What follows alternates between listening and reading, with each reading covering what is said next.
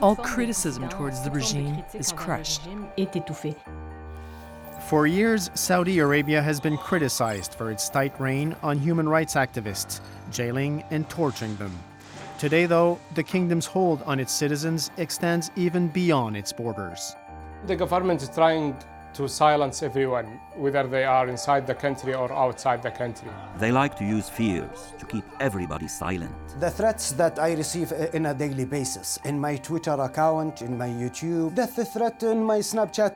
Even in exile, critics of the regime remain targets, and their numbers are growing, especially here in Canada. It's the assassination of Mr. Jamal Khashoggi.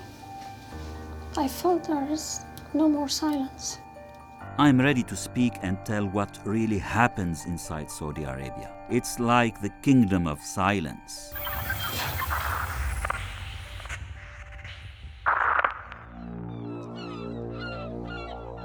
Now living in the Toronto area, Raja Al-Idreesi has been receiving insults and threats for years.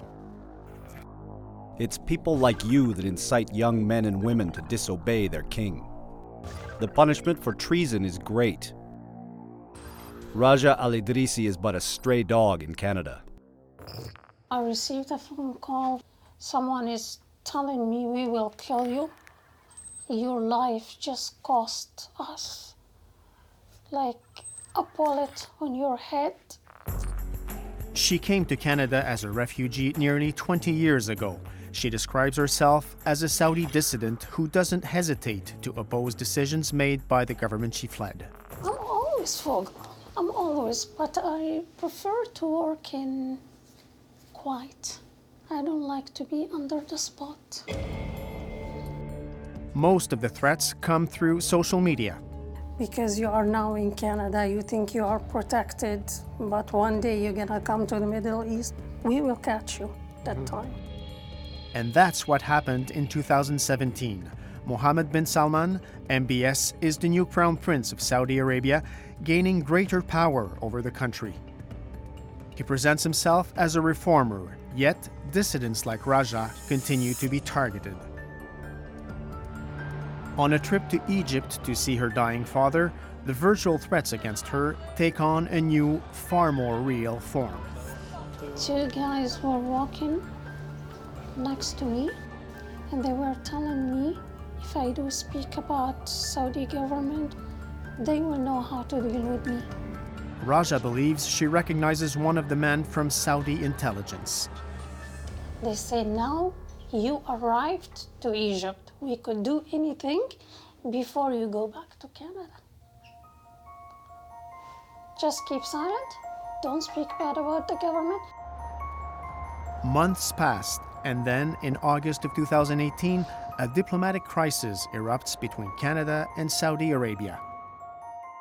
In a tweet, Canada called on Saudi authorities to release several recently jailed women's rights activists. And then for a tweet like this to come out in this manner, from our perspective, is outrageous. Saudi Arabia doesn't accept being told what to do by Canada.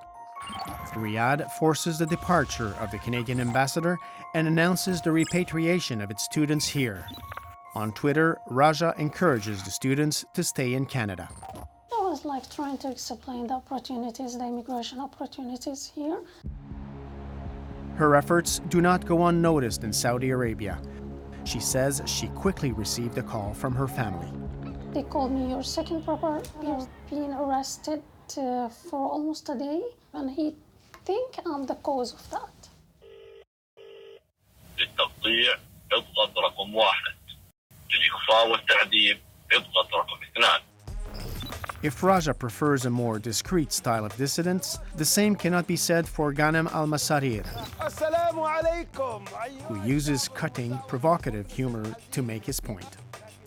The Saudis, the Saudi royal family, they think they are above criticism. They think nobody will have the gut to make fun of them. He left Saudi Arabia in 2003 and lives in London now. His videos mocking the royal family have drawn their share of threats. I have a friend visiting me from Canada, and we went for a cafe. That friend is Alan Bender, a businessman specialized in negotiations for North American companies seeking to do business in the Middle East. Last August, he was in London with Ghanem when two Saudis went after him. I think we just walked for about under a minute or two. And that's when they started shouting at him, yelling. They attacked me verbally and physically, saying that who am I to talk about the Saudi royal family? They tried to attack him several times, but I stopped them, but one of them managed to slip from behind me and punched Ghanem. Ghanem is convinced this attack was orchestrated by Saudi authorities. It's a message to any dissident that we can reach you even if you are abroad, even if you are in UK. Police opened an investigation into the incident. So far, no arrest has been made. The government sent two representatives and one of my brothers, and they sent him to Montreal to make or to arrange a meeting with me. Closer to home, in Quebec, Omar Abulaziz has also found himself caught in the tentacles of the Saudi regime. He spoke with our colleagues at CBC. They were trying to convince me to go back. We want to change the system. We want to do things for the youth, for young people. I said thank you for that, but I cannot go back. After his refusal, he says his friends and two brothers back home were arrested. I didn't think that they're going to harm family members, friends. Innocent people had nothing to do with politics. The grip around Omar continues to tighten. He learns his phone is infected with software, allowing someone to spy on all of his communications. I would say for sure the Saudi government behind it. And you know what really makes me sad, because now I don't know how many people are in danger. One of those people, Jamal Khashoggi. With Omar, the two exchanged on various projects, including one to supply SIM cards to collaborators, allowing them to use social media untraced by Saudi authorities. The goal was to counter what some call the flies, pro-regime accounts that inundate dissidents every day with insults on Twitter or other social media networks. Last December, Omar shared some of those exchanges with Khashoggi with CNN, like this one, where the journalist describes the Crown Prince as a beast in search of victims, messages that could have been intercepted in Riyadh. The hacking of my phone played a major role on what happened to Jamal. I'm really sorry to say that. Ghanem Al-Masarir's phone was also targeted by spyware, as was the phone of another well-known dissident living in London. I thought it's safe because it's for the Ministry for Justice. Then I opened it from my mobile. Yahya Assiri left Saudi Arabia in 2013. He has since founded an organization defending human rights. Through his contacts, he hopes to sensitize other governments to the problems in Saudi Arabia. When I published these pictures, there is lots of people, they are keep saying about me, he's a traitor, he's working for our enemy, and we don't need any mercy for the traitor. We must kill all traitors. Assassinations, spyware, jailing family members, insults, and death threats. Despite it all, for these dissidents, the fight must continue. Someone has to say no. Someone has to stop against this. And the real reform must start with free all prisoners of conscience, allow people to have the freedom of speech. As a special rapporteur to the UN, Michel is in regular contact with many human rights defenders. He feels even if many dissidents are determined to forge ahead, others have been shaken by the murder of Jamal Khashoggi. J'ai rencontré plusieurs militants. I've met many dissidents who, since this happened, have told me they are more scared than before. Se retournant dans la rue pour regarder s'ils sont suivis. They check behind them on the street to see if they are being followed, and sometimes travel under different identities to avoid being followed. Des agents du pays. It's more difficult right now to get information from inside because the cyber attack and people they are worried about if the government spying on them. Also after the mass arrest and the crackdown against the human rights defenders, This is really make our mission more difficult. 2017, Saudi Arabia and its crown prince are projecting a new image, more modern and open to the world. Oil prices have dropped and the kingdom wants to diversify its economy. Women will have the right to drive and cinemas will start to open. We sensed that Saudi Arabia wanted to show it was making progress, that the country's new leader was progressive. Le leader du pays est un leader progressiste. Saudi Arabia wanted to be a normal, moderate country. Dennis Horak was the Canadian ambassador to Saudi Arabia from 2015 to 2018, persona non grata there since the famous Canadian tweet last August. The reality is the reform program that the Crown Prince has put in, Vision 2030, it covers a vast area of activity, everything from reforming the education system to economic diversification, opening up entertainment space, as you said. But what it isn't and never was about opening political space. To put it crudely, it's, shut up and go to the movies. This man sought to do nothing more than that. Not even remotely a dissident, he led a quiet life in Saudi Arabia. But even for someone like him, a small mistake can be very costly. To protect his friends and family still back home, we will call him Saeed. We have also altered small details of his story to avoid recognition. The intelligentsia, they came to me. We know what you did, and we know when and where you talk. Saeed is from the Shia minority in Saudi Arabia. I'm one of those thousands of people who spoke, but my fault was that I spoke in the wrong place. According to him, his trouble started when he criticized the regime while talking to colleagues at work. One of them reported what Saeed had said to the authorities. I thought that the period we spent together as colleagues will make him at least be silent, or forgive me at least, but he didn't. Saeed was denouncing the government's repression of the Shia community, as well as its armed intervention in Yemen. What happened in Yemen was really a disaster. Saudi Arabia has been widely criticized for its role in the Yemeni war, one of the worst human rights crises in the world today. When I lost my job, the reason was that I talked. Shortly afterwards, a Saudi intelligence agent contacts Saeed with a message. He told me, the traitors in any place of the world have one punishment. So I knew that he meant that I might be killed. You need to cooperate with us so we can forgive you. They want me to spy on some of the people. Since Mohammed bin Salman took power and promised reforms, a modernization of the state in effect, what we have seen at Amnesty International is more the renewal of the crackdown on dissidents. Even religious leaders critical of the regime can be arrested. But last year it was the imprisonment of several human rights activists that captured the headlines. Amongst them, Lujain Al-Hathloul, a graduate of the University of British Columbia. Samar was the first woman to sue her guardian. And Samar Badawi, who was at the center of Canada's controversial tweet to Saudi Arabia.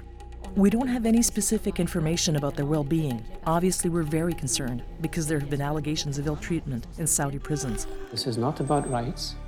This is about national security. Dennis Horak knew some of the women arrested. He has trouble understanding what threat they could have posed to national security. I find it hard to believe, to be perfectly honest, from what I know of them. Their agenda was change in Saudi Arabia, but change along the lines that had already started in terms of women's rights, in terms of altering the guardianship laws, which have to do with various controls that men have over women in Saudi Arabia. In 2014, a sweeping law on anti-terrorism was passed. In it, just about all forms of dissidence and opposition to the state fall under the banner of terrorism. One of the first victims of this law was lawyer Walid Abu Al-Khair, Samar Badawi's ex-husband. He also represented one of the most recognized prisoners of conscience, Samar Badawi's brother, Rahaf Badawi, imprisoned since 2012. Raif calls once or twice a week, depending on his morale. Ansaf Haidar, Raif's wife, has lived in Sherbrooke with their 3 children since 2013. Raif, he wrote for human rights and the rights of women, for freedom of conscience. For his writings, Raif was sentenced to 1,000 lashes, 10 years in prison, and an additional 10 years without leaving the country. Like many others, Ansaf had seen many promising signs recently. Since 2017, there have been a lot of changes in Saudi Arabia. Like, women now have the right to drive, and there are cinemas in Saudi Arabia. The religious police have less power than before. But there have been incidents that have happened, like the problems with Canada, the death of the journalist Jamal Khashoggi. So we don't know what will happen after that.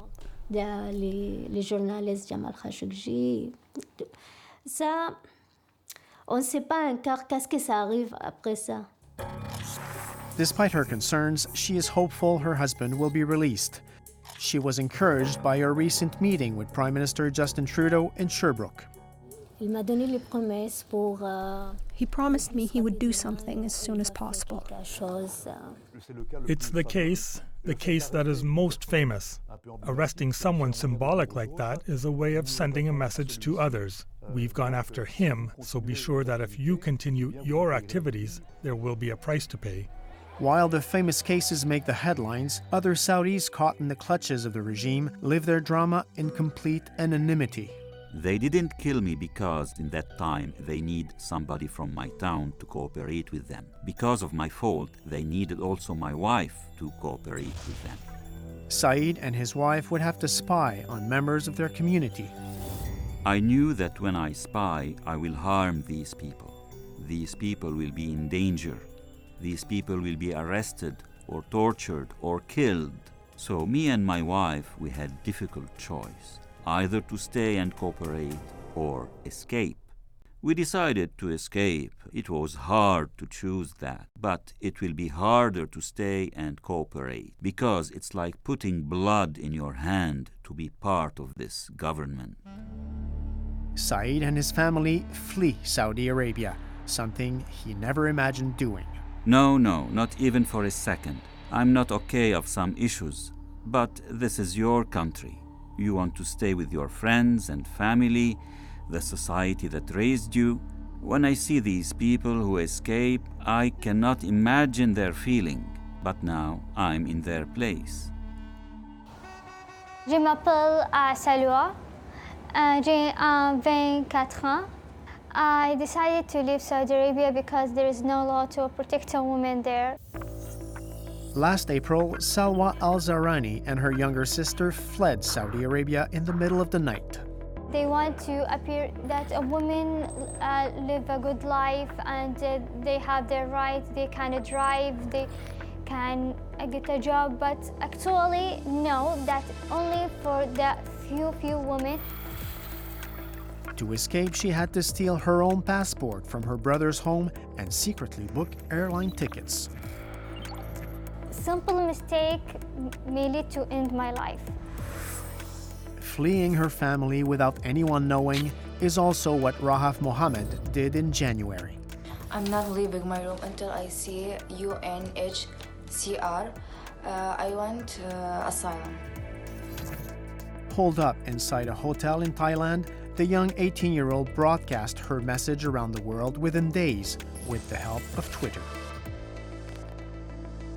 Et les Nations Unies nous ont demandé d'offrir le statut d'asile à Mademoiselle Al-Khair, ce que nous avions offert.